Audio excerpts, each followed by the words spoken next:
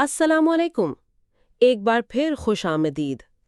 آج ہم حضور قلندر بابا اولیاء رحمۃ اللہ علیہ کے لازوال کتاب لوح و قلم کے ساتھ اپنی گفتگو کا سلسلہ آگے بڑھائیں گے۔ وعلیکم السلام۔ جی بالکل، اور آج ہمارے مطالعے کا مرکز ہوں گے صفحات 91 سے لے کر 96 تک۔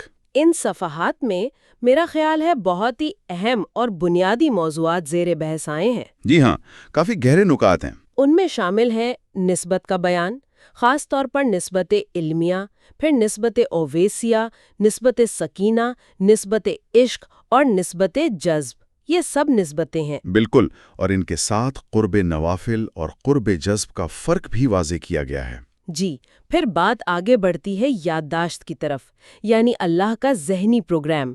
تنزلات کا ذکر ہے، جلی اور خفی۔ سر اکبر، روح اکبر، شخص اکبر، یہ تنزلات ہیں۔ ہاں، اور پھر کائنات کی ساخت، اس میں وہ ماں یعنی گیسز کا مفہوم، موالد ثلاثہ، حیوانات، نباتات، جمادات۔ جی، اور پھر وہ بہت اہم اصطلاح نسمہ، اس کی تعریف، تمثل اور نمو۔ اور نسمہ کا قانون جذب، جس سے مکانیت و زمانیت بنتی ہیں۔ حیران کن بات ہے۔ اور پھر تحقق و تشخص، ہیئت مفرد اور ہیئت مرکب۔ اور آخر میں نور اور نسمہ کا باہمی تعلق اور لوح محفوظ کے قانون کا بھی اشارہ ملتا ہے۔ تو موضوعات تو بہت زیادہ ہیں ان چند صفحات میں۔ جی، ہیں تو چند صفحات، لیکن علم کا سمندر ہے۔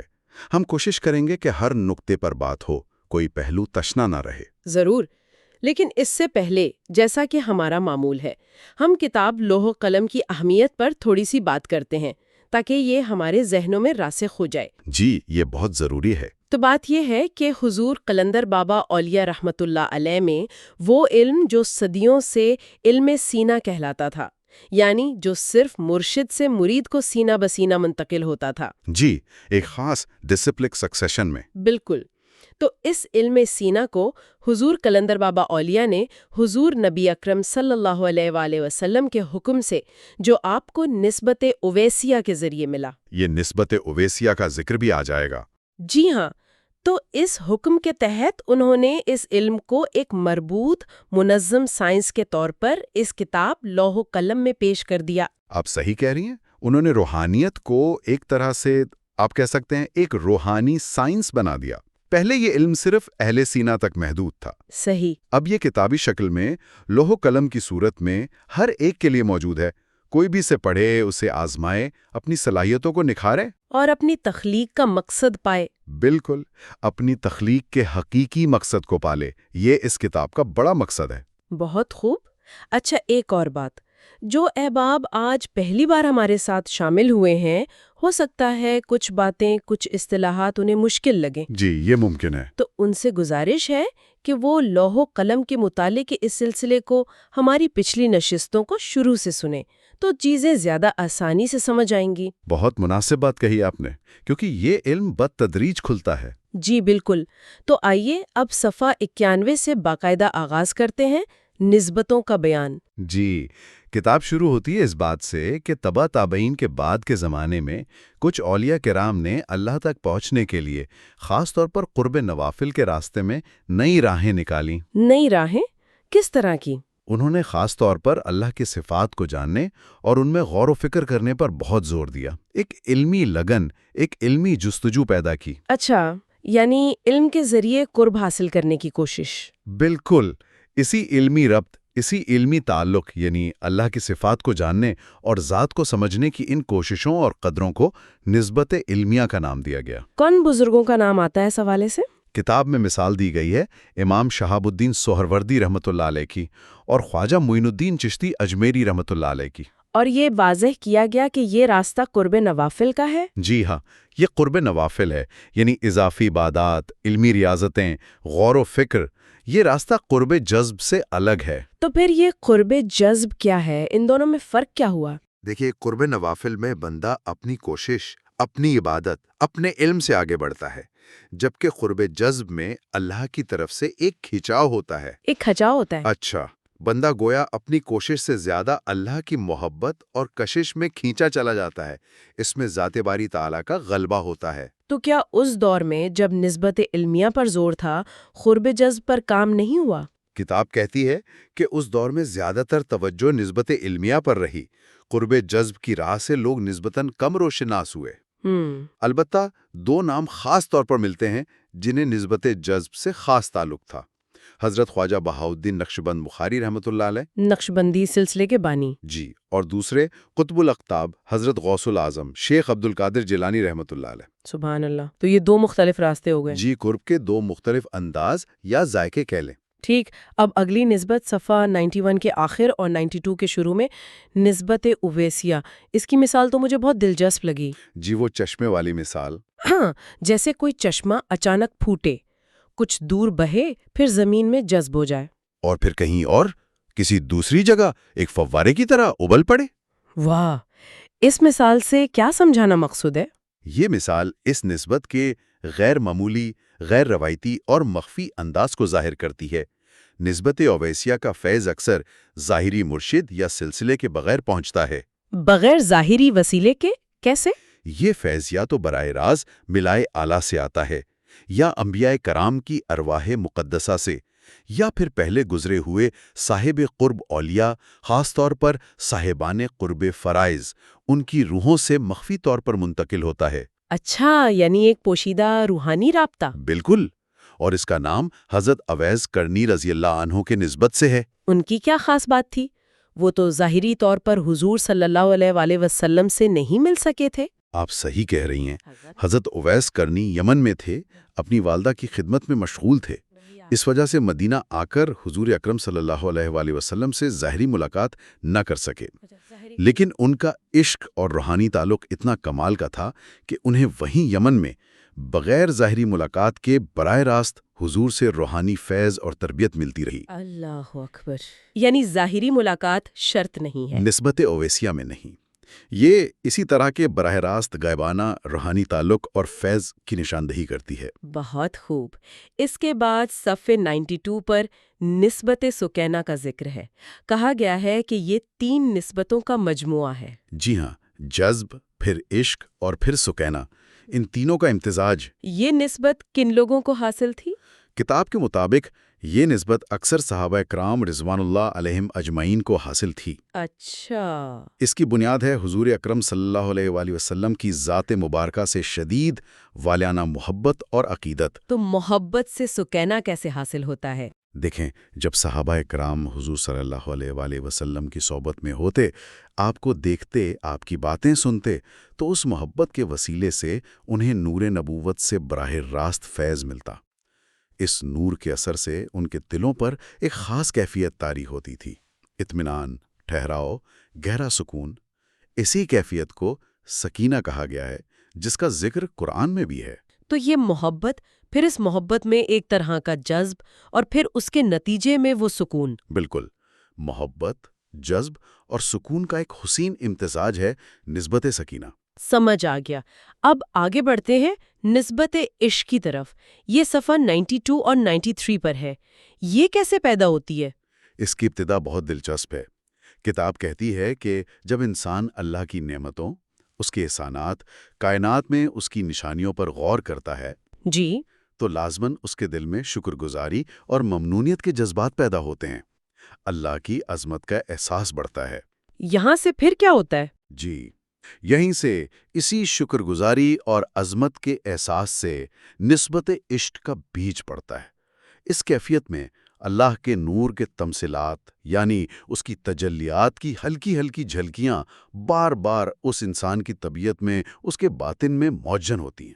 اچھا، یعنی نور کی جھلکیاں محسوس ہونے لگتی ہیں۔ جی، رفتہ رفتہ یہ باطنی انہماک، یہ کیفیت گہری ہوتی جاتی ہے، اور پھر کتاب کہتی ہے کہ روح کے گرد جو روشنیوں کے دائرے ہیں۔ ہاں، یہ روشنیوں کے دائرے، کیا یہ لطائف ہیں؟ آپ نے بہت اہم نقطہ پکڑا۔ جی ہاں، یہاں روح کے گرد روشنیوں کے دائروں سے مراد لطائف ستہ ہی ہیں، روح کے وہ 6 لطیف مراکز جن کا ذکر صوفیہ کرتے ہیں۔ ٹھیک، تو ان لطائف پر کیا ہوتا ہے؟ ان لطائف پر پھر الہی انوار کا رنگ چڑھنا شروع ہو جاتا ہے۔ وہ نورانی کیفیات، وہ تجلیات ان لطائف میں گویا پیوست ہونے لگتی ہیں، سرایت کر جاتی ہیں۔ اور جب یہ عمل مسلسل ہوتا رہتا ہے؟ تو نسبت عشق مضبوط اور مستحکم ہو جاتی ہے۔ یہ گویا اللہ کے نور کا انسان کے باطن میں، اس کے لطائف میں نقش ہو جانا ہے۔ کیا خوبصورت اور مرحلہ وار عمل ہے، شکر سے شروع ہو کر نور میں رنگ جانے تک۔ جی بالکل۔ اب اسی سلسلے کا تیسرا جز صفحہ 93 پر نسبت جذب ہے۔ اسے تبع تابعین کے بعد سب سے پہلے حضرت خواجہ بہاءالحق والدین نقشبندی رحمت اللہ نے نشان بے نشانی کہا۔ جی، اور نقشبندی سلسلے میں اسے عام طور پر یادداشت کہتے ہیں۔ یہ یادداشت کیا چیز ہے؟ کیا یہ عام میموری کی طرح ہے؟ نہیں، یہ عام میموری نہیں، یہ ایک بہت گہری اور خاص اصطلاح ہے۔ کتاب کے مطابق یادداشت دراصل اللہ کا وہ ازلی ابدی پروگرام یا منصوبہ ہے جو ہمیشہ سے اس کے ذہن مطلق میں موجود ہے۔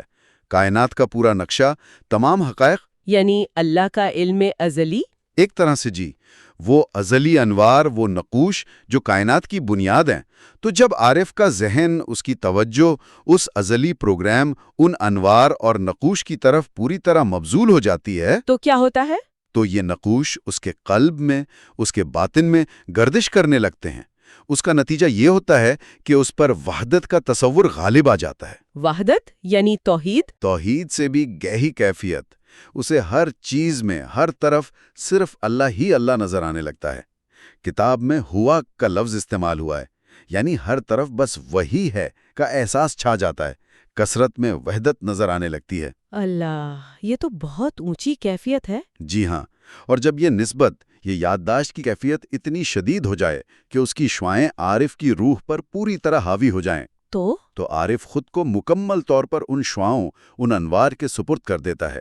وہ اپنی عقل، اپنی شعور، اپنی ذات سے گویا دستبردار ہو جاتا ہے۔ بے خودی کی سی کیفیت۔ اسی کو جذب کہتے ہیں۔ جی، یہی جذب ہے، اللہ کی ذات میں، اس کی صفات کی کشش میں مکمل طور پر کھو جانا۔ سبحان اللہ، یہ نسبتیں تو معرفت کے الگ الگ دروازے ہیں۔ بالکل، ہر نسبت کا اپنا رنگ، اپنا راستہ ہے۔ ان نسبتوں کو مزید سمجھانے کے لیے کتاب میں آگے صفحہ 93 پر تنزلات کا ذکر کیا گیا ہے۔ جی، تنزلات یعنی وجود کا اوپر سے نیچے اترنا، ڈسینشنز یا ایمینیشنز۔ کتنے تنزلات بتائے گئے ہیں؟ کتاب میں 3 جلی تنزلات کا ذکر ہے۔ جلی یعنی ظاہر، واضح، اور یہ بھی بتایا گیا ہے کہ ہر جلی تنزل کے ساتھ ایک خفی تنزل بھی ہوتا ہے۔ خفی یعنی پوشیدہ۔ یہ 3 جلی تنزلات کون کون سے ہیں؟ پہلا جلی تنزل ہے سر اکبر، یعنی سب سے بڑا راز، دا گریٹسٹ سیکرٹ۔ یہ وجود کی اصل، مطلق، غیر متعین حقیقت ہے۔ دوسرا جلی تنزل ہے روح اکبر، یعنی سب سے بڑی روح، دا گریٹسٹ سول اور اسپرٹ۔ یہ اس سر اکبر کا پہلا تعین، پہلا اظہار ہے۔ اور تیسرا جلی تنزل؟ وہ ہے شخص اکبر، یعنی سب سے بڑا شخص یا وجود، دا گریٹسٹ پرسن اور اینٹی۔ اس شخص اکبر سے کیا مراد ہے؟ کیا یہ کوئی انسان ہے؟ نہیں، انسان نہیں۔ شخص اکبر سے مراد دراصل وہ عظیم الشان مظاہر ہے جسے ہم کائنات کہتے ہیں۔ یہ پوری کائنات جسے ہماری مادی آنکھ دیکھتی ہے، پہچانتی ہے، محسوس کرتی ہے، یہ دراصل وہی تیسرا جلی تنزل شخص اکبر ہے۔ اچھا، تو یہ کائنات گویا اس ازلی راز اور روح اکبر کا ایک ظاہری مجسم روپ ہے؟ بالکل، یوں سمجھیں کہ وجود اوپر سے نیچے ان 3 مراحل میں ظاہر ہوا: سر اکبر راز، روح اکبر روح، اور شخص اکبر کائنات جسم۔ یہ تو وجود کی ایک پوری تصویر سامنے آ گئی۔ اب کائنات یعنی شخص اکبر کی بات ہوئی تو صفحہ 94 پر اس کی ساخت کا بیان ہے۔ جی، اب بات مزید مادی سطح پر آ رہی ہے۔ کہا گیا ہے کہ کائنات کی ساخت میں پہلی بنیاد وہ روشنی ہے جسے قرآن پاک نے ماں کہا ہے۔ جی، وَجَعَلْنَا مِنَ الْمَاءِ كُلَّ شَيْءٍ حَيٍّ، اور ہم نے پانی سے ہر زندہ چیز بنائی۔ اور کتاب کہتی ہے کہ جسے آج کی سائنس گیسز کہتی ہے۔ بالکل، آج ہمیں معلوم ہے کہ پانی خود بھی 2 گیسوں، ہائیڈروجن اور آکسیجن H2O کا مرکب ہے۔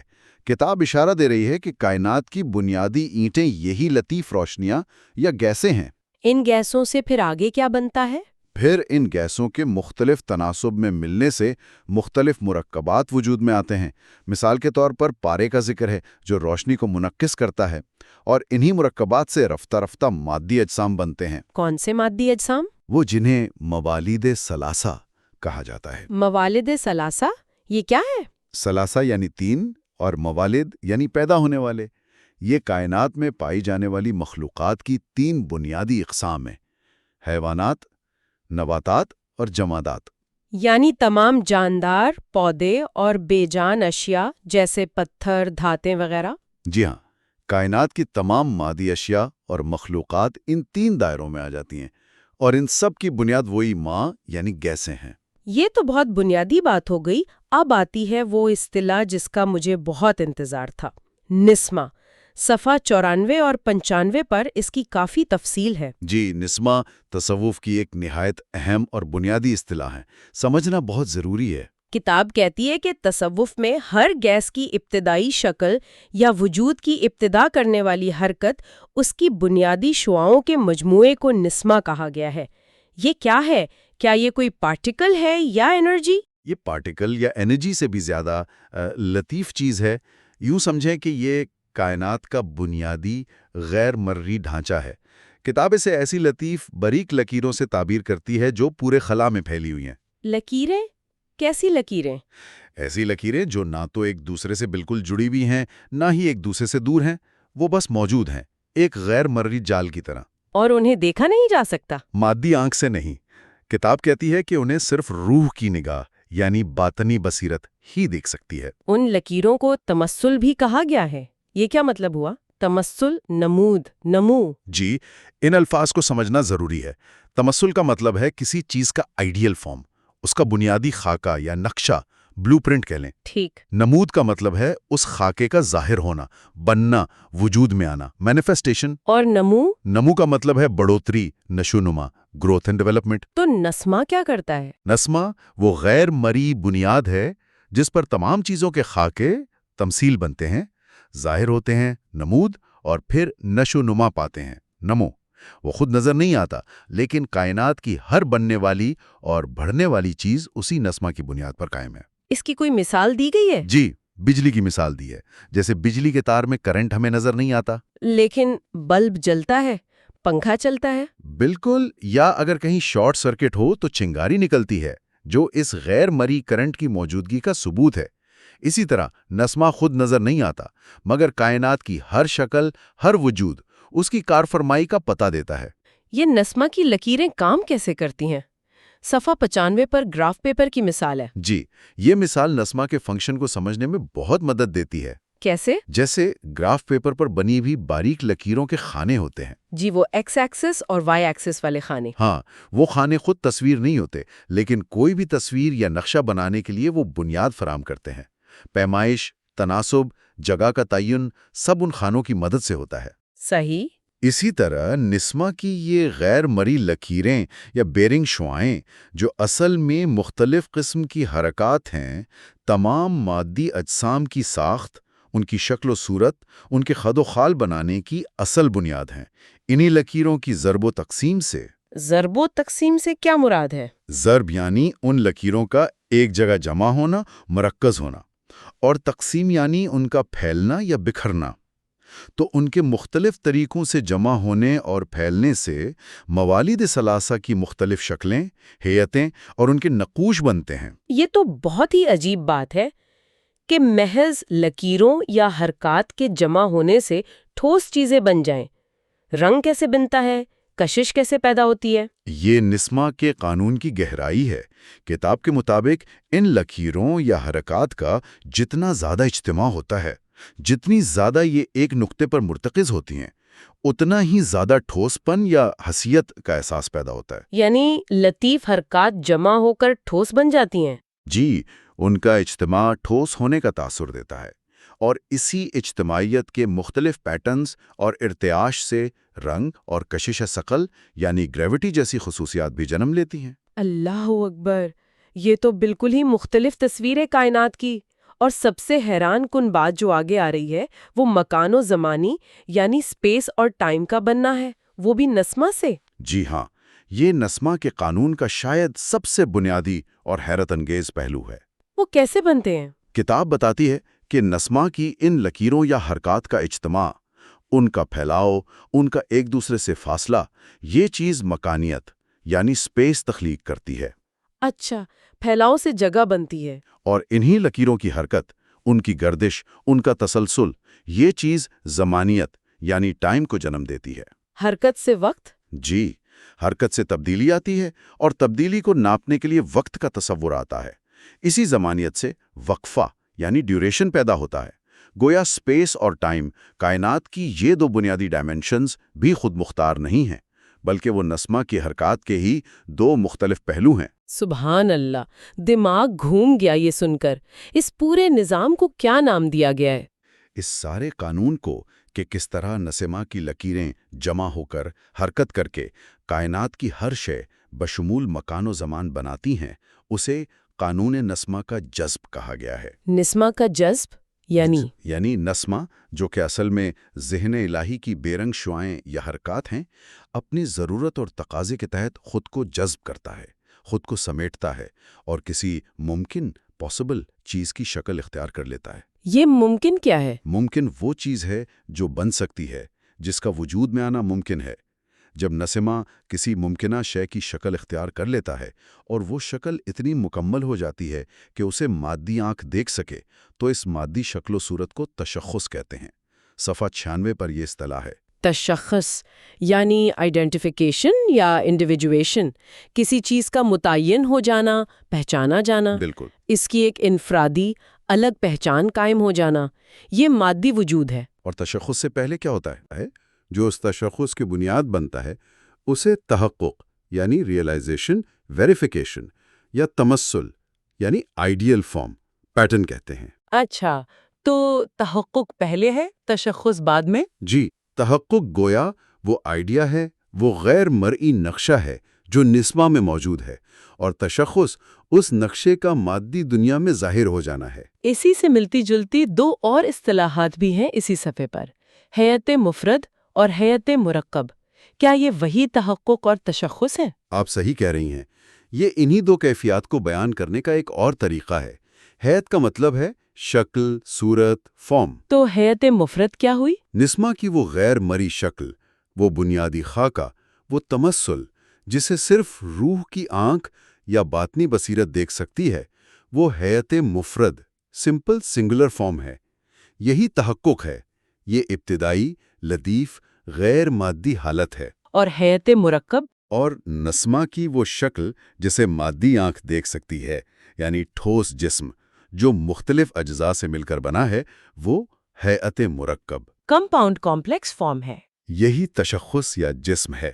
یہ انتہائی کثیف مادی حالت ہے۔ تو کتاب کہتی ہے کہ ہیئت مفرد جب اجتماعیت کی صورت میں اپنی منزل تک پہنچتی ہے تو ہیئت مرکب بن جاتی ہے۔ بالکل، غیر مری خاکہ جب مادے میں متشکل ہوتا ہے تو مری جسم بن جاتا ہے۔ تو گویا وجود کے ہر سطح پر دو پہلو ہیں، ایک باطنی لطیف غیر مری، تحقق، تمثل، ہیئت مفرد، اور دوسرا ظاہری، کثیف، مری، تشخص، جسم، ہیئت مرکب۔ آپ نے بالکل صحیح خلاصہ کیا، اور ان سب کی بنیاد وہ غیر مری نسمہ ہے۔ کمال ہے۔ ان 6 صفحات کے آخر میں صفحہ 96 پر ایک بہت ہی اہم بلکہ شاید کلیدی نقطہ بیان کیا گیا ہے، نور اور نسمہ کے باہمی تعلق پر۔ جی ہاں، یہ بات پچھلی تمام بحث کو ایک نئی روشنی دیتی ہے، خاص طور پر روحانی مشاہدے کے حوالے سے۔ کیا فرمایا گیا ہے؟ حضور قلندر بابا اولیاء رحمت اللہ علیہ فرماتے ہیں،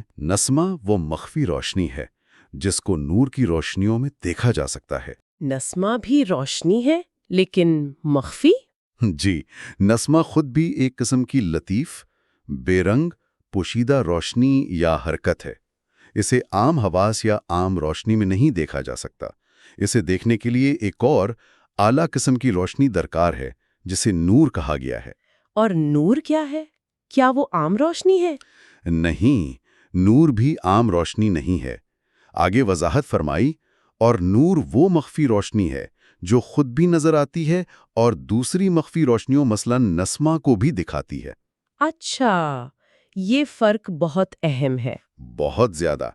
نسمہ خود مخفی ہے، اسے دیکھنے کے لیے نور چاہیے، جبکہ نور ایک ایسی اعلیٰ باطنی روشنی ہے جو نہ صرف خود صاحب بصیرت کو نظر آ سکتی ہے، بلکہ اس کی خاصیت یہ ہے کہ وہ دوسری پوشیدہ حقیقتوں جیسے نسمہ، حیت مفرد یا دیگر روحانی واردات ان کو بھی ظاہر کر دیتی ہے، دکھا دیتی ہے۔ یعنی نور وہ لائٹ ہے جو اندھیرے میں چھپی چیزوں کو روشن کر دیتی ہے۔ بالکل، وہ خود بھی روشن ہے اور دوسری مخفی روشنیوں اور حقیقتوں کو بھی روشن کرنے والی ہے۔ یہ روحانی واردات اور مشاہدات کی کنجی ہے۔ اللہ اکبر! کیا گہری اور بصیرت افروز باتیں ہیں ان چند صفحات میں۔ تو آج ہم نے صفحہ 91 سے 96 تک کا یہ سفر مکمل کیا۔ جی الحمدللہ۔ ہم نے مختلف نسبتوں کو سمجھنے کی کوشش کی، علمیہ، اویسیہ، سکینہ، عشق، جذب اور قرب نوافل اور قرب جذب کا فرق جانا۔ پھر ہم نے کائنات کی تخلیق کے مدارج دیکھے، تنزلات، سر اکبر سے شخص اکبر تک، اور اس کی بنیادی ساخت کو سمجھا، ماں، موالد ثلاثہ، اور سب سے بڑھ کر نسما کے قانون کو تفصیل سے دیکھا کہ کیسے وہ غیر مری لکیریں یا حرکات ہی تمام اشکال، ٹھوس پن، رنگ، کشش، حتیٰ کہ مکان و زمان کی بنیاد ہیں۔ اور وجود کے دو رخ، تحقق اور تشخص، ہیئت مفرد اور ہیئت مرکب، ان کو سمجھا۔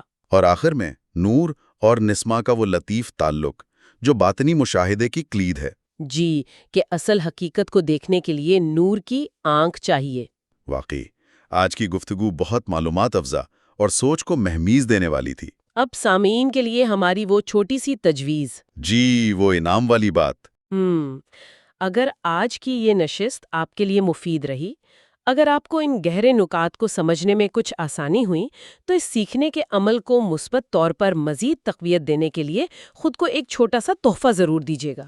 کیا تحفہ ہو سکتا ہے؟ کچھ بھی جو آپ کو پسند ہو، ایک کپ اچھی سی چائے یا کافی یا 10 منٹ کا سکون سے بیٹھنا یا کوئی پھل کھانا، جو بھی آپ کو خوشی دے، اور اپنے ذہن کو یہ پیغام دیں کہ چونکہ تم نے آج یہ نئی اور گہری باتیں سمجھنے کی کوشش کی، اس لیے یہ تمہارا انعام ہے۔ یہ نفسیاتی طور پر بہت اچھا کام کرتا ہے۔ اس سے ہمارا ذہن نئی چیزیں سیکھنے کے لیے مزید تیار ہوتا ہے۔ وہ جو ایک جھجک ہوتی ہے وہ کم ہوتی ہے۔ بالکل۔ اچھا جی، تو آخر میں ہم یہی کہیں گے کہ ہم نے اپنی سی کوشش کی ہے کہ اس عظیم علم کو جو لوح و قلم کی صورت میں ہمارے پاس امانت ہے، اسے آپ تک آسان اور قابل فہم انداز میں پہنچانے کی ایک ادنا سی کاوش کریں۔ اب آپ کی ذمہ داری شروع ہوتی ہے۔ کتاب کو کھولیے، خود مطالعہ کیجیے، ان باتوں پر غور و فکر کیجیے، اور سب سے اہم، انہیں اپنی زندگی میں، اپنی سوچ میں شامل کرنے کی کوشش کیجیے۔ علم کا اصل فائدہ تبھی ہے جب وہ عمل میں ڈھلے، اور اس پیغام کو، اس روشنی کو اپنے ان دوستوں اور عزیزوں تک بھی پہنچائیے جنہیں آپ سمجھتے ہیں کہ انہیں حقیقی روحانیت کی تلاش ہے، مگر شاید آپ ان سے براہ راست اس موضوع پر بات نہیں کر پاتے ہیں۔ ہو سکتا ہے یہ گفتگو ان کے لیے مفید ہو۔ جی ضرور شیئر کریں، اور اگر آپ نے ابھی تک ہمارے چینل میلوڈی آف ڈیوائن کو سبسکرائب نہیں کیا ہے تو ضرور کر لیجئے، تاکہ آپ کو ہماری آئندہ گفتگو کے بارے میں بروقت اطلاع مل سکے۔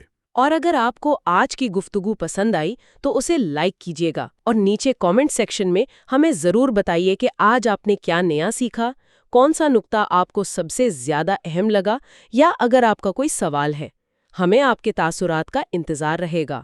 اور یہ بات ہمیشہ یاد رکھیے گا جو حضور قلندر بابا اولیاء رحمۃ اللہ نے خود فرمائی ہے کہ جب آپ خلوص دل سے اس کتاب کو پڑھنا شروع کرتے ہیں تو یہ کتاب خود آپ کی رہنمائی کرتی ہے، یہ اپنے بھید خود کھولتی ہے۔ بے شک۔ آپ سب کے لیے بہت دعا ہے کہ اللہ تبارک و تعالی ہمارے فہم و فراست میں اضافہ فرمائے، ہمارے سینوں کو اپنے نور معرفت سے کھول دے، اور ہمیں حضور قلندر بابا اولیاء رحمۃ اللہ علیہ کی تعلیمات اور کتاب مبین لوح و قلم کی حقیقی برکات سے مکمل طور پر مستفید ہونے کی توفیق عطا فرمائے۔ آمین۔ آمین ثم آمین۔ اللہ حافظ۔ اللہ حافظ۔